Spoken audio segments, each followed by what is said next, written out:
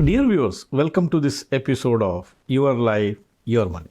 There are a lot of people who find it very difficult to take life decisions. If you're a person who is unable to take financial decisions, this delay in decision comes to you with a cost. The delay in financial decisions may result in you not reaching the life goals, or you could be taking a wrong decision because the time is running out. In this episode, I'm going to dissect this particular problem, look at its anatomy, and help you decide in a step-by-step way how you can come out of this habit of not able to take decisions in life.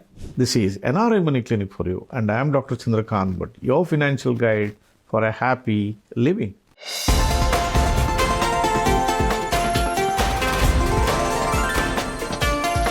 NRI Money Clinic. No hype, just the right advice. Inability to take a decision is not with only very few. There are a large number of people who are not able to take decisions for the reasons well known to them. It will happen in their personal life. There are so many people who find it difficult to get married because they can't take a decision what kind of a boy or girl they should marry with. It happens with a job, it happens with your purchases, it happens with your financial decisions. At some point or the other, you have to take financial decisions. Should you buy certain things? Should you subscribe to some things? These decisions have to be taken at a timely intervals of time. But if you are not able to take the decision, what will happen? Number one, you'll be idling your money. I have come across a lot of people who just can't take decisions, hundreds of dollars lying idle in the bank, lakhs and crores of rupees idling in their SB account, and this is a colossal waste of money. And there is another problem. There are people who waste their time, they can't take decision, and when the decision taking time comes closer, they may take out of frustration a bad decision. So both these are a problem area and you must solve this problem. How do we solve this problem? Why this indecision is there in you? Let me dissect a little bit more and find an answer for this. The first answer why you are not able to take decision is because of your personality type. But this is a small fraction of people. Personality itself does not allow them to take decision. They don't trust anyone. They cannot organize their thoughts in a rational way. They don't heed to the advice of their friends, families, relatives, anyone. That's a typical personality type. I do not think anything we speak in this video will help them to conquer that just because of a hurdle which is there within them. If they are deciding to change themselves and go through a rational thought process, they too can come out of it. But if they are a closed-minded persons and this is the way we live in, there's nothing we can do about it. But for a large majority of other people who suffer from indecisions in taking financial decision, this video helps you to take decision in a very rational way. Dear viewers, I have a question for you. Have you suffered this problem of not able to take decisions at any point of time in your life? How did you conquer from it? Did it result in any losses or any opportunity cost? I would like to know from your answers. Please drop your comments in the comment section below. Most people are not able to take decisions because of emotions which are working within them. The emotion of fear and emotion of greed. This prevents them from taking decisions. The fear prevents them from taking decision because they may think I may take a wrong decision and the consequences can be bad. That prevents from taking their decision.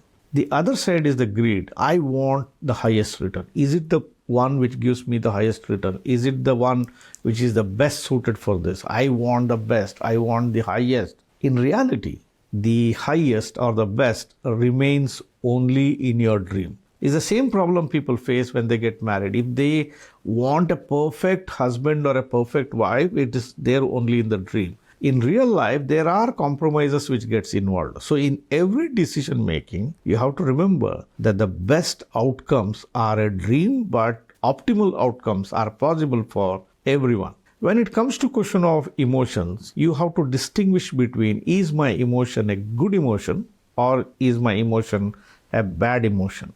You can't live without emotion. For every person, emotions are part and parcel of life. And our life will become very cold without emotions. Let me help you understand what's a good emotion and what's a bad emotion. For example, If you say, I should have a good retired life, and you carry emotions towards that, that's a good emotion. So your thoughts are very warm. You think that I should have a retirement like this particular thing. I should not ask money with people. I should have a healthy life. I should have good friends around that.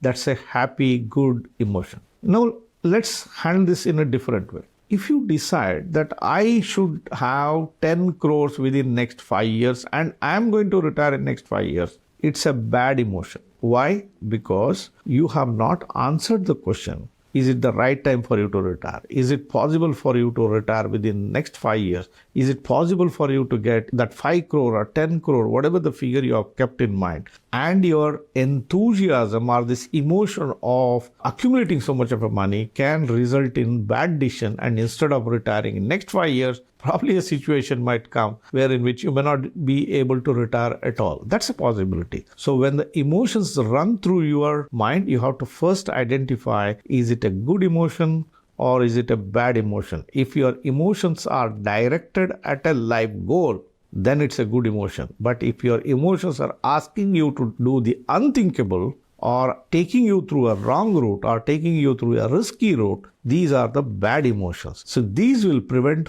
you from taking proper decisions. Generally, the good emotions will not come in the way of taking the decisions. In fact, the good emotions, what I said, will help you take the proper decisions. But emotions are the ones, if you feel, are the ones which is coming in the way of taking a decision. How do we solve this particular problem? Method 1. Allow the emotions to subside. Emotions will not last long. Particularly the bad emotions will not last long. When you are overpowered by emotions, all that you have to do is do not take a decision. Let the emotions settle down. See, if you are conquered by fear or if you are conquered by greed, usually these are for a short period of time. Let's say that you go to a conference and the presenter makes a fantastic presentation and he says you get 30%, 40% return. The greed in you gets started. But after some time, this greed factor comes down and you start thinking with a common sense, what the gentleman said is real, or it looks dicey, it is doubtful, I'm made to believe that. So these emotions will subside after a time and your common sense takes over.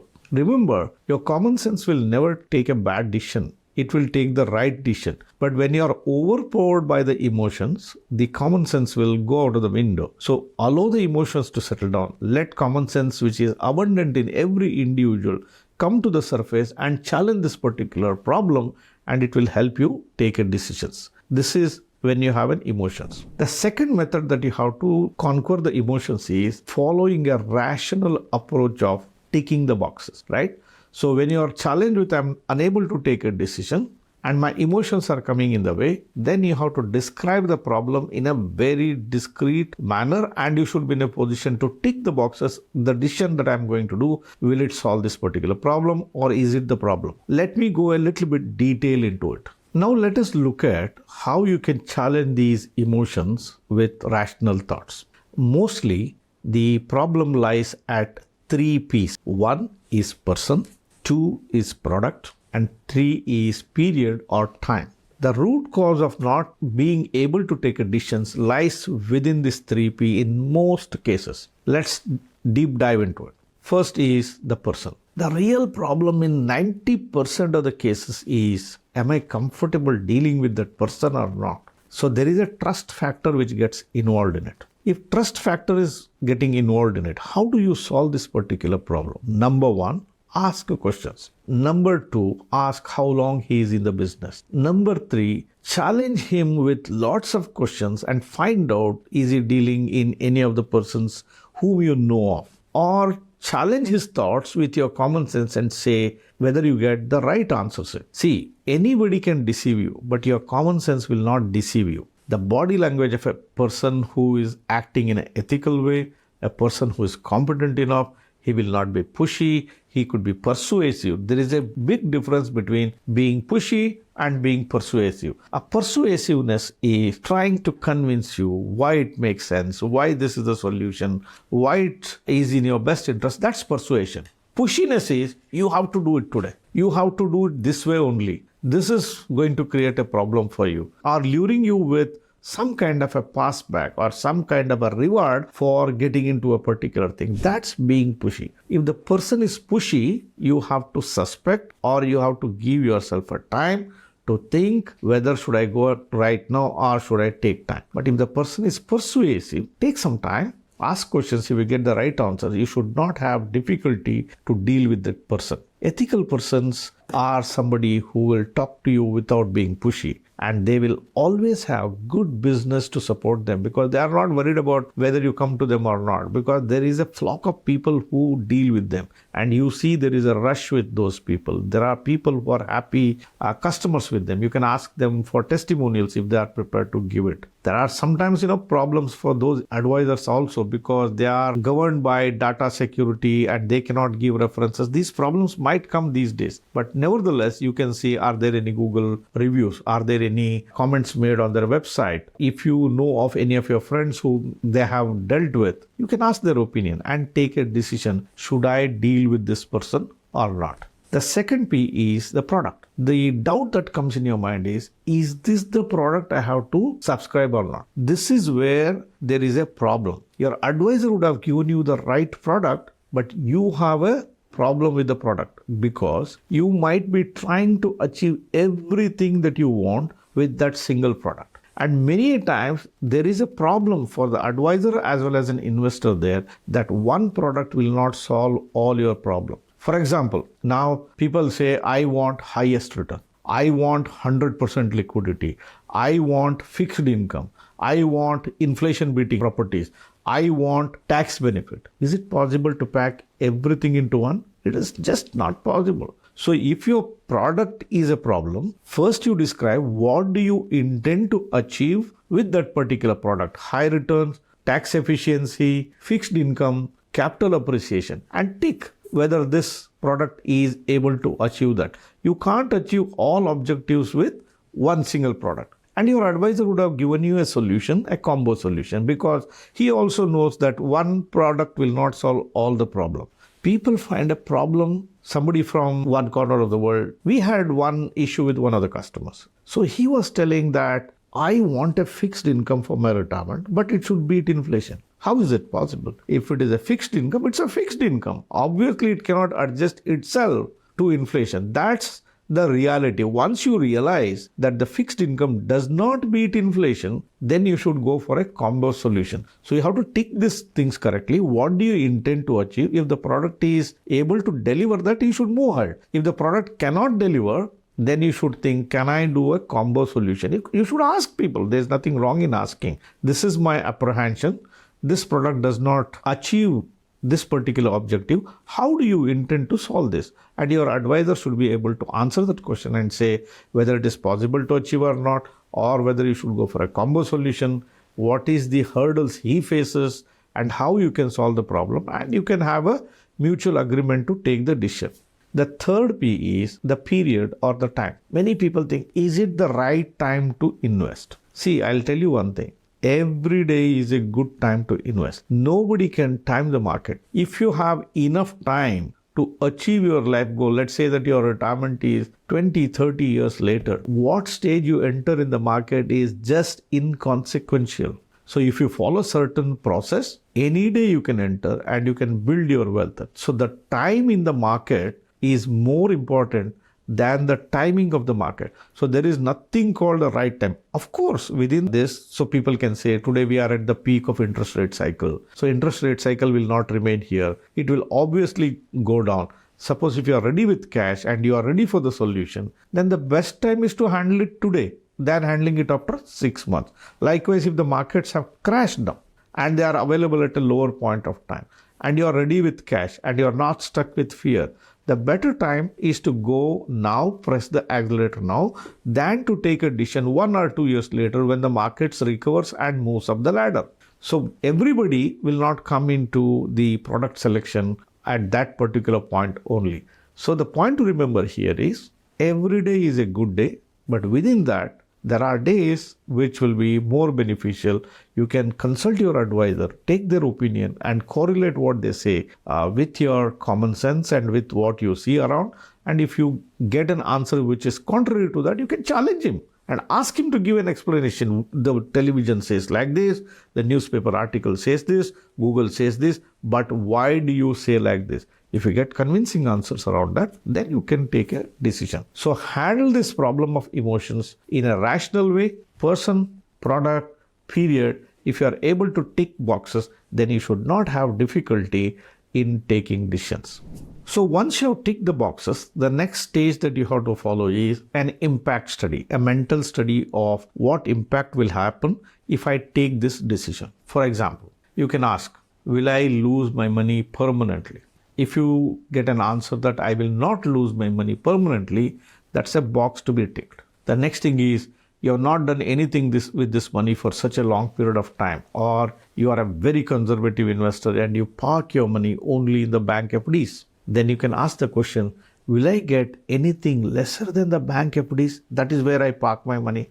If I remain invested there for 5 years, 10 years, 15 years, 20 years, will I get anything less than that opportunity cost of bank FD? If you get an answer, I will get the same rate or something more than that, you should be a happy person to take the decision. You should also ask you, the next impact is, will my money get locked? Suppose you have kept it as an emergency fund and the product which is being offered to you has a lock-in period of, let's say, 10 years. Then your monies can get locked. If the purpose of investment is building an emergency fund and the product locks your money, then there is a mismatch and you should not take a decision. But if it is an emergency fund and the product does not lock your money, of course, other things have to be factored in, then you can take a decision.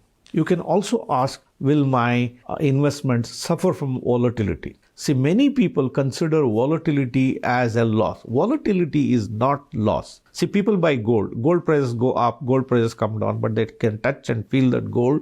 And they are never bothered about gold prices going up or coming down because they see that physical gold. Volatility is like turbulence in an aircraft. Losing money is like the crashing of an aircraft. Turbulence will not bring down the plane down. A crash can result in your loss of life. So do not compare volatility with the losses you suffer. Volatility is your friend. Volatility is a reality. Volatility is something which you have to live with. That cannot be avoided. So how do you handle volatility? The volatility has to be handled in such a way that your long-term investment, which could be your funds which are built for your children's education, long-term goal of buying a property or retirement, can be put in an asset which is volatile, and it will ride on the volatility and make money for you. But if you are thinking about building some funds for emergency funds or a goal which is 2 years, 3 years later, then if the question of volatility is there in that investment, then you should not go ahead there. So you are dictated by how much time you have and what is the purpose for which you are investing, and that will tell you whether this will impact. So ask you the question, am I going to lose money? Is my investment suffering volatility? Is there a lock-in period in that? If there is a lock-in period, there is nothing wrong. But your objectives and this should not go together. That's it. Will I get anything less than the bank FDs? If the answers to this are comfortable for you, then you should not find it difficult to take a decision. The last thing is to take the action. What is the action plan? And after doing all this exercise, and you realize that you are that personality type who can never take a decision, so just inform the person on the other side, I'm sorry, I can't take decision. I am not somebody who can feel very comfortable with it. Drop out, inform him, don't give him the hope, let him not follow further with you. That's the best way to follow. That's a small, minuscule number of people. But at least have the courage to inform the person on the other side that I cannot take decision. For rest of the people, what is that they can do? There are 3 decisions that they can take. Number 1, I am convinced, I have ticked the boxes, my common sense says this is the way to go about. I am convinced that I am dealing with an ethical person, a competent person, and the products or the solutions referred to me convinces me that will help me achieve the goal. Surrender to that person, take a 100% decision. Do everything what he says. It's left to you. Second decision is a more rational decision. Okay? You're meeting him for the first time. You may still feel that there could be something which is missing. I can't take a 100% decision, which is perfectly normal. You move in a step-by-step manner. Let's say the advisor have given you a multiple recommendation. You can say to him, let me start one at a time. And as time passes by, we will subscribe to more and more things and we'll implement more and more plans, which makes absolutely rational. Or the advisor on the other side, after doing full fact find with you, having understood your life, the time, the earnings, the assets that you have, has made a lot of recommendations, and some of the decisions are large enough and you find it difficult. Let's say somebody says, please put 25 lakh every year for next 10 years in this particular plan. Advisor could be right, because he would have made the fact find, he would have seen the cash flow, he would have seen your persona, your social standing, where do you stand in your corporate life, and he would have made the right decision. But you may be finding it difficult to take a decision. Ask him, can we take a smaller decision now? Let me find comfortable, and over a period of time, I will increase this amount. That's perfectly fine. And that looks very rational. If you cannot take decisions, you can take these via media decisions one step at a time. Or if you have been given with 4 different combo solutions, let's say there are 4 things, it's a combo solution and you have to implement. Take the most easiest decision that you have to take. Let's say that he has asked you to subscribe for a fixed income product with an idea that you have to build a second income from now to 10 years, which is very easy for you, because if he has built a second income, your returns will start coming now. You can take a small steps and you can move ahead. Over a period of time, you develop trust. You know how he will deal with you, the engagement, do you feel comfortable or not? The person on the other side, the advisor, will also know how do you react, what type of personality, will you stick to your words, or are you a wavering person, or you say something today and after 7 days your words will change. He will also come to know, and he might decide, no, I will not handle this customer, and he may not be interested. Both sides are possible. So you can move one step at a time and move to a next level. What is the third decision you can do? The third decision that you can do is, I will deal with 2 people, right? Here is advisor A, here is advisor B. I am not able to make a decision between 2 persons. The 2 advisors can be 2 types, but their intention could be similar. Both could be ethical, but they may have different ways of achieving things. There is nothing wrong with the advisors. There is nothing wrong in you choosing 2 people to serve you. So if you are unable to take decision with respect to person, you are well within your right to deal with 2 persons. But one thing I'll tell you, over a period of time, out of these 2 people, you will find comfort with only 1 person. It's obvious over a period of time, you move towards 1 out of the 2 and you will shun the second one. But that's perfectly fine. But it helps you to take a decision. It helps you to calm the nerves, thinking that what if this person cheats me? That is something which will help by dealing with 2 people. So if you take these meaningful steps, I do not see a reason why anybody should suffer from financial indecisions. Dear viewers, hope the video that I have done today helped you to understand how you can take decisions in a very rational way. If it did help you, do not forget to give me a thumbs up. By the way, if you have not yet subscribed for the channels, hit the subscribe button right now and press the bell icon. I give you 2 videos filled with value every week. Every Tuesday, an expert comes on the channel. Every Friday, I speak my mind out on your finances. So do not miss one single video. Hit that subscribe button now. Thank you very much for watching this episode on NRI Money Clinic. I shall be back with you next Friday with yet another thought on your life, your money. Till then, stay safe. Jai Hind. Press the bell icon for more details and subscribe our channel.